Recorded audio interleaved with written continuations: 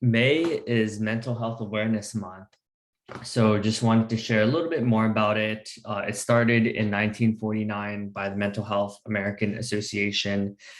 And it's interesting, right? We live in this world of prosperity and a lot of rich people, and yet there's still a lot of mental health issues and things that we all are working through. So just wanted to share a little bit more about my history with mental health and how I'm able to work on it, and exercises and practices that I think would be helpful in sharing with you.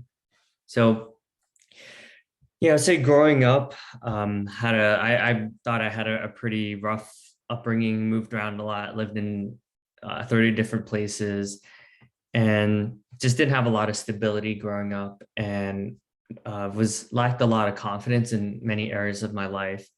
Luckily, through having TriNet as insurance, through one of the startups I worked at, I was able to see a therapist for the first time, and that really opened up my mind and started having a lot more confidence in myself by completing various chapters of my life.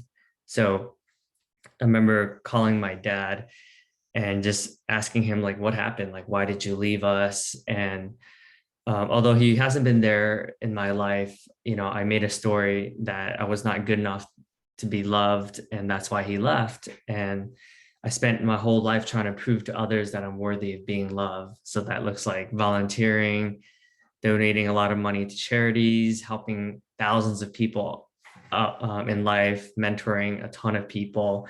And it's led for a pretty fulfilling life. And it's also caused me a lot of anxiety just because my day is so busy, right? But yeah, it's led me to an awesome career where I get to, for instance, at Coach Hub, help thousands of people by providing coaching services, life coaching as an employee benefit, and overall has led for me to have a pretty awesome life, right? But I realized that I was seeking the validation externally instead of working on it on my own. So through meditation, through going to therapy, through going to EMDR, which is a type of therapy, cognitive behavior therapy, acceptance therapy, a lot of different types of therapy, I realized I was able to get the support I need. And yeah, I mean, there's certainly still days where I feel like I'm not good enough, and do one of the exercises I learned from Landmark. It's called the unanswerable question. Mine is that I'm not loved and that the world is cruel.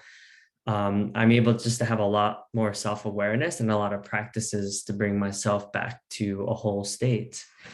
But yeah, wanted to create the space for you to share your mental health, what you want to share about Mental Health Awareness Month. And I hope everyone is doing well. You can always reach out to me if you have any questions, and check out my podcast. You can just Google Davidson Hang, A Life Worth Living, where I talk about a lot of these types of topics. Cheers, everyone.